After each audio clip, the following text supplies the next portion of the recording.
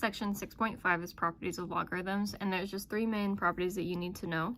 So let b, m, and n be positive real numbers with b not equaling 0. So the product property is when you have log base b of m times n and you separate it into a sum. Log base b of m plus log base b of n, and then the quotient property, log base b of m divided by n, and you separate it into a difference. Log base b of m minus log base b of n, and then the power property, log base b of m raised to the n power, and that exponent becomes a coefficient that's being multiplied by the log. So n times log base b of m. And some of the problems you'll see will ask you to expand or condense. So expanding means taking it from like these left side of the equal sign type setup problems and moving them over to the right side of the equal sign. So expanding them into sums and differences and coefficients instead of exponents. And condensing them means taking them from these sums, differences, and the coefficients and moving them back to products, quotients, and exponents. So example 1 says write the following as a single logarithm and give its numerical value. So as it's written right now, we can't evaluate these, at least in our head, because like for example, log base 3 of 36, that's not going to be a whole number exponent to get you from 3 to 36. But we can rewrite them using the properties and then hopefully evaluate them as a single numerical value. So log base 3 of 36 minus log base 3 of 4. We're subtracting, or we have a difference here, so I can rewrite it using the quotient property.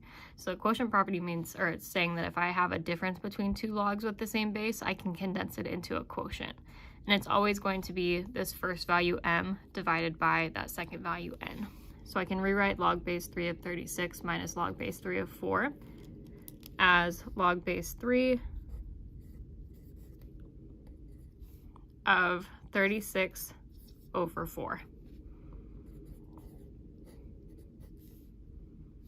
So log base 3 of 36 over 4, I can now simplify this because 36 is divisible by 4. So that changes into log base 3 of 9 because 36 divided by 4 is 9. And then if we need to give its numerical value, we're trying to figure out what exponent gets me from 3 to 9. So log base 3 of 9 is asking what exponent gets you from 3 to 9, or 3 to what power equals 9, so the second power. So its numerical value is 2.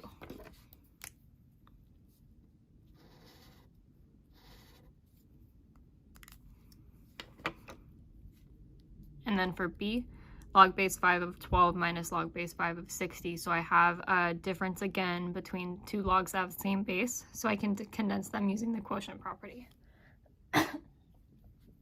So if I rewrite it as one log using the quotient property, that log is still going to have a base of 5. So it's going to be log base 5 of 12 over 60. So always the first number divided by the second number, regardless of which one is bigger.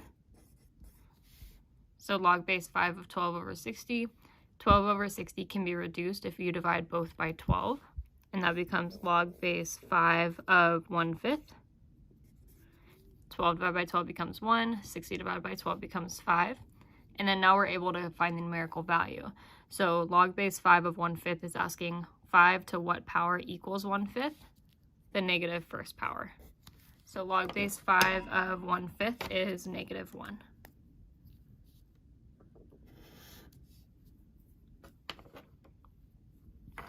And then for c, log of 125 plus log of 8. So these are common logs, so there's an assumed base 10. We're adding them, they have the same base, so we can condense them by turning them into a product. So m times n, or 125 times 8. So log of 125 plus log of 8, I can rewrite as log of 125 times 8. And then 125 times 8 is 1,000. So log of 1,000, and remember with common log there's an assumed base 10 there.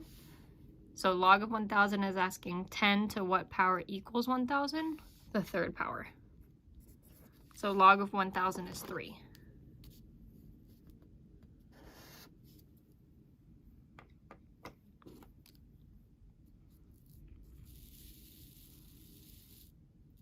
And then next is the change of base formula, which allows us to take a log that we can't necessarily figure out in our head because it doesn't have a whole number exponent value, and change it into a form that we can use in a scientific calculator. So change of base formula.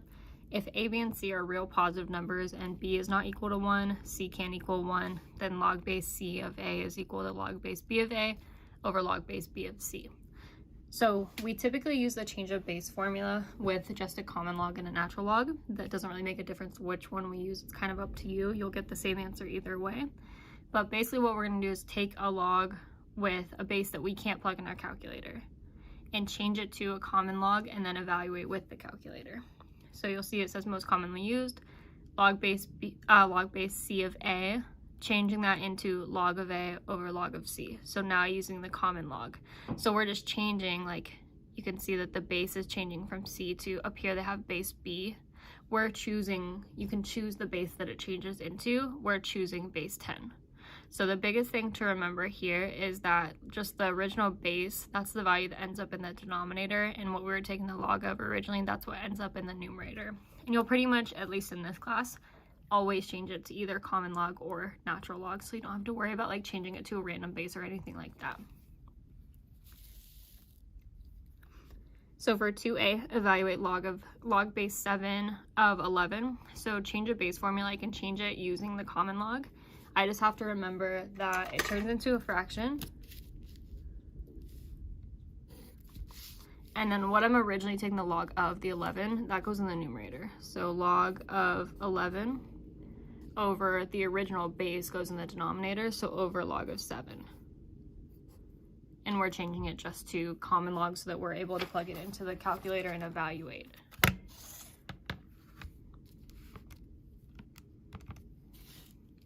So log of 11 over log of 7, now that I've changed it to common log, I can use this log function on the calculator. That only works for common log, and this ln only works for natural log. So log of 11 is about 1.041. And then log of 7 is about 0.845. And then we can divide 1.041 divided by 0.845. So we end up with about 1.232. And you can do it all in one step. You don't really have to do this middle step if you don't want to. You do log of 11 divided by log of 7. And we end up with the same thing. If you wanted to use natural log, or for whatever reason you only had like a natural log function on the calculator, you could also use natural log and you would get the same answer if we changed it, instead of changing to common log, if we changed to natural log. So if we did natural log of 11 divided by natural log of 7, we would end up with the same 1.232.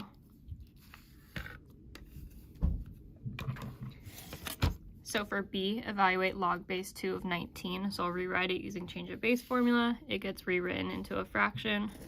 What we're originally taking the log of 19, that goes in the numerator. So log, common log of 19 over log of the original base, so over log of 2.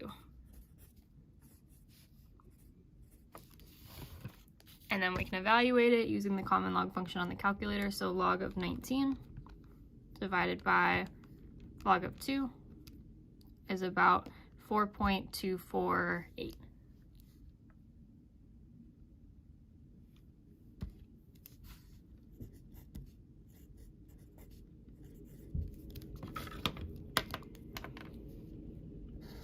And depending on when you round, if we were to evaluate each of these logs differently, or evaluate them each individually and then divide, you might get like a decimal place off or something like that, but as long as we're close, you're fine. And then remember that you can also use natural log as well and get the same answer. So natural log of 19 divided by natural log of 2. You just have to make sure that they're either both common log or both natural log.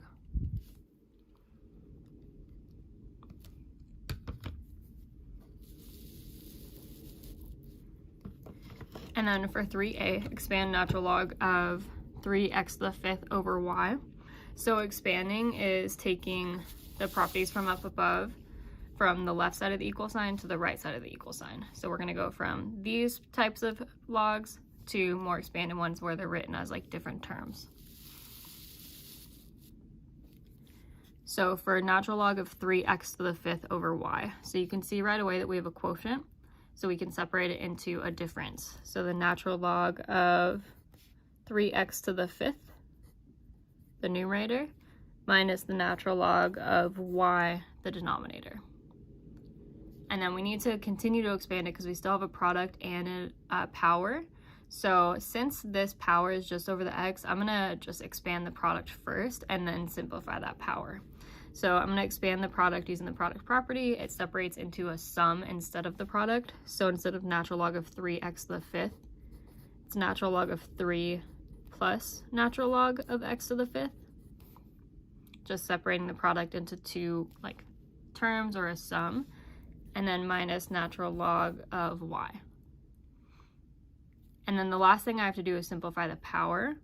So this 5 will move to the front and become a coefficient based on the power property. So natural log of 3 plus the 5 moves to the front, so 5 times the natural log of x minus, not 5, but minus the natural log of y. So in your like final answer, when you're expanding, all of the things that you're taking the log of, so like we're taking the log of 3, log of x, log of y, those should not have like a quotient, a product, or an exponent. If they do, you can expand it further. And then for b, if we're condensing 3 log of x plus log of y minus log of 12, we're now going from this side of the equal sign, the right side, to the left side. So we're taking like multiple different terms with log and condensing them into one log.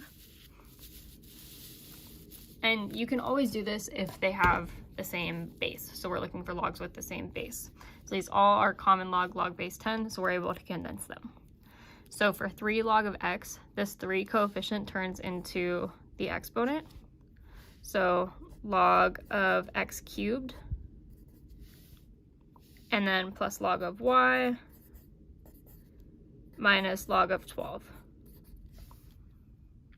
And then now the sum of these two logs, I can condense them by turning them into a product of x cubed times y. So altogether log of x cubed y, and then minus log of 12. And then now this difference, I can condense them by rewriting it as a quotient. So x cubed y divided by 12. So altogether log of x cubed times y divided by 12.